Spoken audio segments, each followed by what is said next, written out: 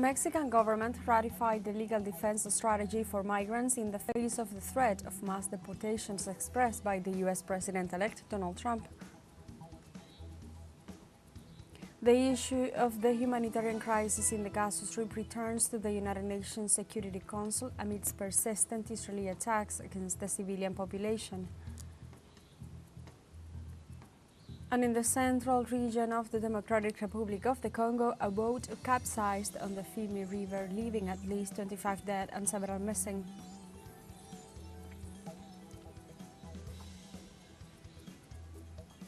Hello and welcome to From the South. I'm Alejandra Garcia from teleSUR studios in Havana, Cuba. We begin with the news. The Mexican government ratified the legal defense strategy for migrants in the face of the threat of mass deportations expressed by the U.S. President-elect Donald Trump. In the framework of International Migrants Day, President Claudia Sheinbaum paid tribute to the nationals living in the United States. The head of state assured that her government guarantees Mexicans abroad a program to simplify the necessary procedures to defend their rights. In this regard, the Mexican Secretary of Foreign Affairs, Juan Ramón de la Fuente, highlighted the efforts made by his government to defend the Mexicans who are facing a threat of massive deportation by Washington.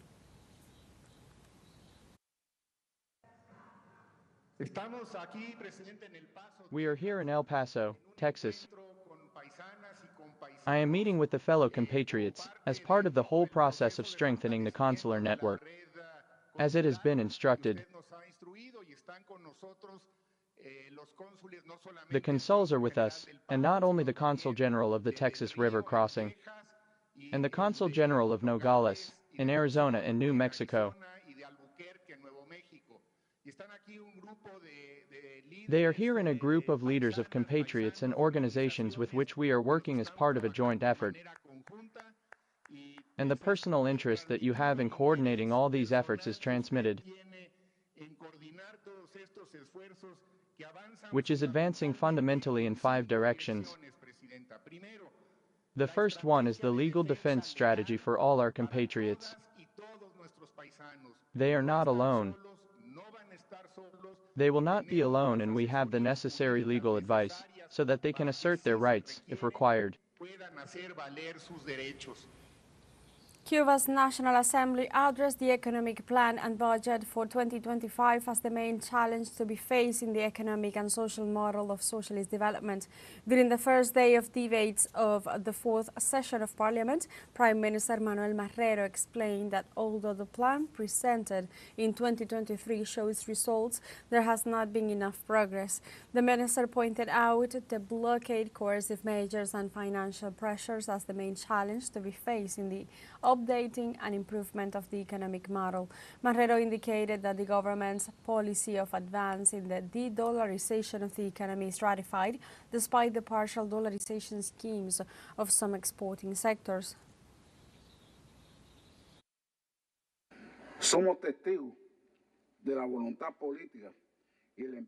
We are witnesses of the political will and the determination of the leadership of the revolution, of our understanding, of the people to transform and solve this situation. Measures are taken, they are analyzed weekly. Many of them are being analyzed every day. Every day, different solutions are being analyzed in order to alleviate the situation of our people. Cuban Congressman Rolando González Patricio demanded the lifting of unilateral sanctions by the United States and the removal of Cuba from the list of states sponsors of terrorism. The demand of this National Assembly of People's Power, in representation of the people of Cuba, is that the United States blockade be lifted once and for all, that the government of that country cease its persecution of our economic and financial relations with the rest of the world, that it eliminate the millions of dollars in funds from the federal budget to subvert the internal order and encourage disinformation operations against Cuba, and that the country be removed from the arbitrary and unilateral list of state sponsors of terrorism. In Colombia, the second discussion of the healthcare reform called by the government in the House of Representatives takes place. The government affirmed that a decision is necessary despite criticisms from the opposition and independent sectors since the reform has been discussed for months. These extraordinary sessions will end on Thursday and 62 articles are expected to be approved. Previously, the Legislative Technical Unit of the Congress stated that such reform to the health system should be managed as statutory law and not as an ordinary law due to the impact it has on the rights and health of Colombians. The Legislative Assembly of El Salvador approved a budget of $9,663 billion for projects in 2025, which could lead to a deficit in health and education sectors due to budget cuts. After voting, the legislative certified President Nayib Bukele's idea. However, opposition parliamentary members described the initiative as inefficient due to the recent financial cuts for social programs. On the other hand, economic experts assured that an increase of $2 million in teachers' salaries does not meet the requests of the sector, since the measure will only represent an increase of $3.70 per month. The approval as this amount means more funds for the armed forces and for the official propaganda of Bukele's government.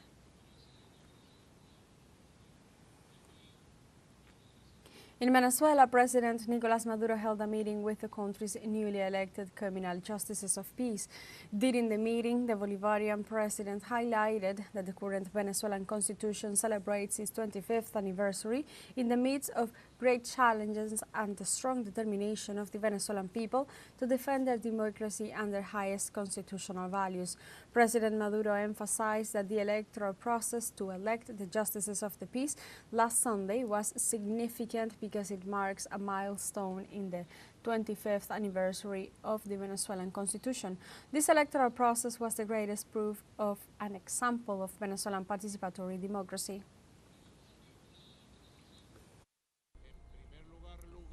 First of all,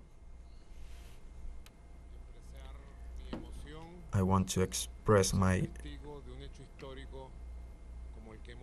happiness because of the historical moment that we lived on December 15th and as we're living today, and I want to express my congratulations and blessings to all the judges, the justices of peace, elected by the popular vote, direct and secret. 28,000, around 28,000 justices of peace and justice.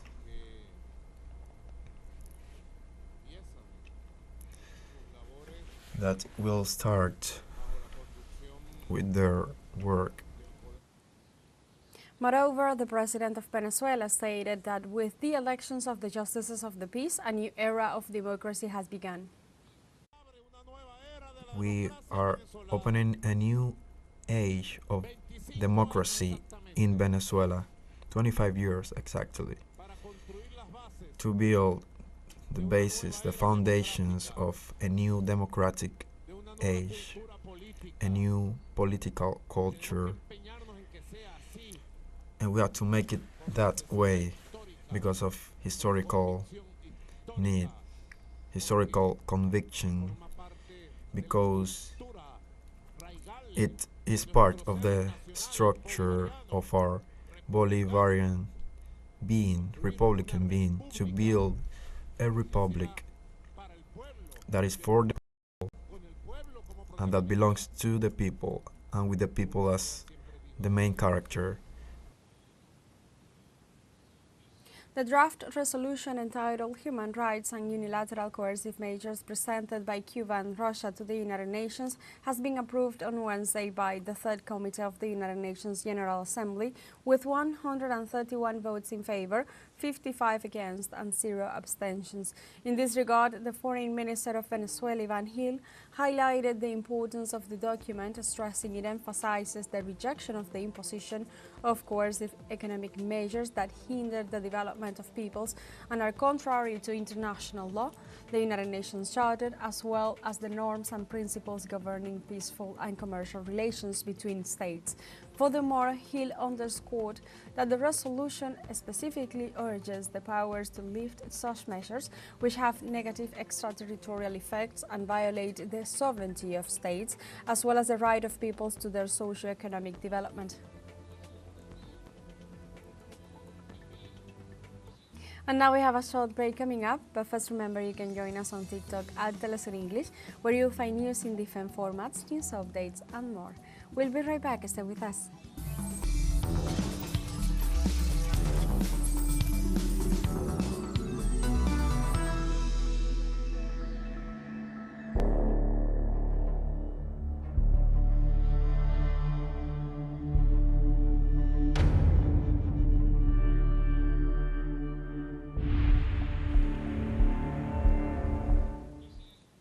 Welcome back to From the South. The issue of the humanitarian crisis in the Gaza Strip returns to the United Nations Security Council amidst persistent Israeli attacks against the civilian population. The 15-member body heard humanitarian representatives shortly after the authorities confirmed that the number of Palestinians killed exceeded 45,000 after more than 14 months of the Israeli offensive. The representatives of these humanitarian organizations denounced that the aid missions led by the United Nations to the northern Gaza province are mostly rejected by Israel, preventing access to vital resources for the Palestinian population. The call is also to facilitate the work of United Nations and humanitarian partners who seek to provide food, water, healthcare and other critical assistance with the aim of protecting the affected population. The Israeli army continued its hostilities against the people of Lebanon despite the ceasefire declared 3 weeks ago. Zionist army tanks moved from the town of Markaba towards Bani Hajan in the south of the country, shelling homes in the southern part of the town. Authorities said that Tel Aviv forces carried out shelling in villages and detonated bombs on buildings. The mayor of Nakuda reported that at least 70% of the village has been destroyed as a result of hostile Israeli aggressions since the beginning of the truce on November 27, 2024.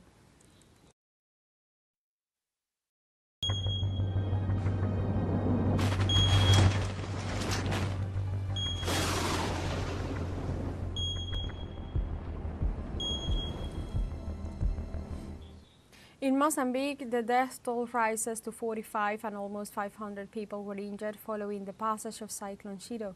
According to the new report of the National Institute for Disaster Risk Reduction and Management, the cyclone affected more than 260,000 Mozambicans.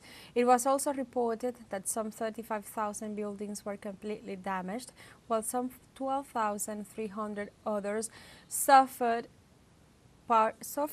partial damage. The Institute warned that these figures are provisional as the damage is still being assessed.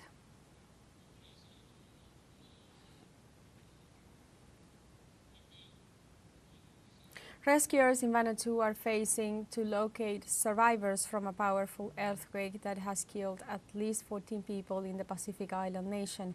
The 7.3 magnitude quake that struck the capital Port Vila on Tuesday reduced buildings to rubble, triggered landslides and knocked out power and telecommunications. The United Nations Office for the Coordination of Humanitarian Affairs said it estimated that about one-third of the archipelago's population of some 335,000 people had been affected by the worst effects of the quake. In this context, Australia and New Zealand have announced the deployment of medical and rescue teams from Wednesday to provide assistance. We have a second short break coming up, but before we invite you to visit our YouTube channel at teleSUR English, there you'll be able to rewatch our interviews, top stories, special broadcastings and more. Hit the subscribe button and activate the notification bell to stay up to date on the world's most recent events. Final short break, don't go away.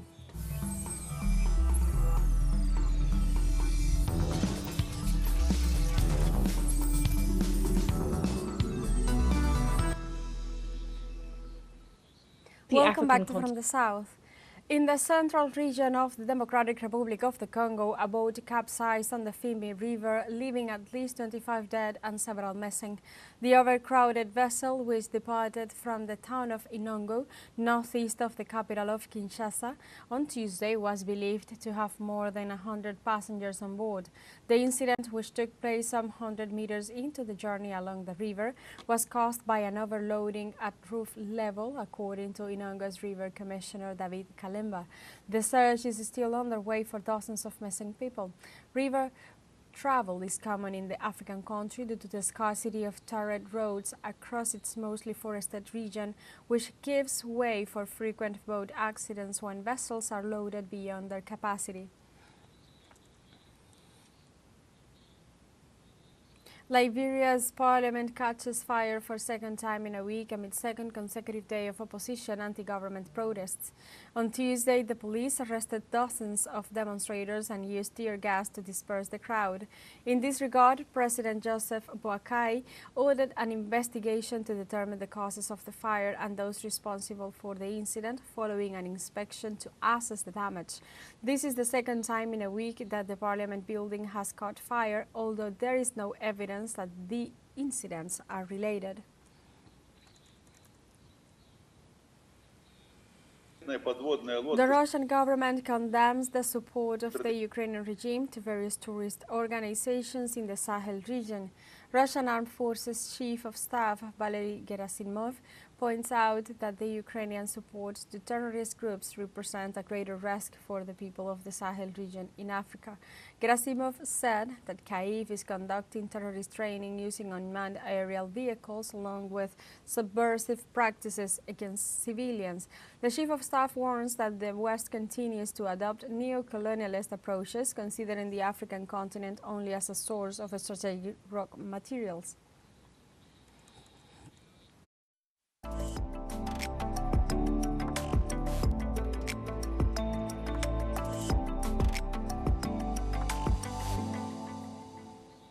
In the Netherlands, a museum in Amsterdam exhibits bronze pieces from Asia with pieces of up to 4,000 years old. Figures of all sizes and of varying date are on display at the National Museum in the Dutch capital, bringing together elements made of bronze that celebrate a history full of beauty and culture. More than 75 works are exhibited as a representation of the imagination and amazing skill of their creators, each of which explores themes connected throughout the tradition of bronze art on the Asian continent. We show that bronze connects Asia. You have Hinduism, Buddhism, and along those lines, bronze spreads, shapes spread, but each region has its own characteristics. So rather than to tell the story of bronze, we show how versatile it is, how it connects Asia. The exhibition presents works from 6 museums in several Asian countries, including the National Museum of Bangkok in Thailand, and most of them are presented for the first time in Europe. Among the figures are statues of the deities Uma, Shiva, and Vishnu, as well as sculptures of Buddha with various designs, some of them made between the 12th and 13th centuries. Horses, warriors, women, and even bronze peacocks are presented to the Dutch public. It's very rare to have objects of this status within exhibitions, even in Europe among the big galleries. Normally, to see something of this quality, you have to go to Thailand itself and to the country of origin.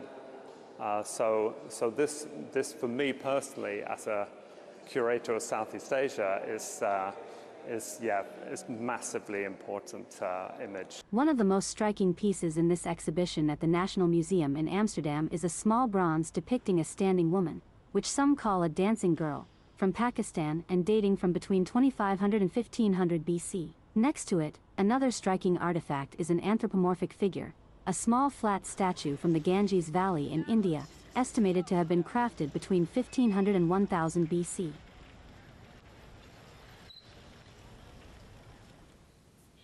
We have come to the end of this news brief, but you can find these and many other stories on our website at telesurenglish.net, and join us on social media. We are on Facebook, X, Instagram, Telegram, and TikTok as well. For Telesur English, I'm Alejandra Garcia. Thank you for watching.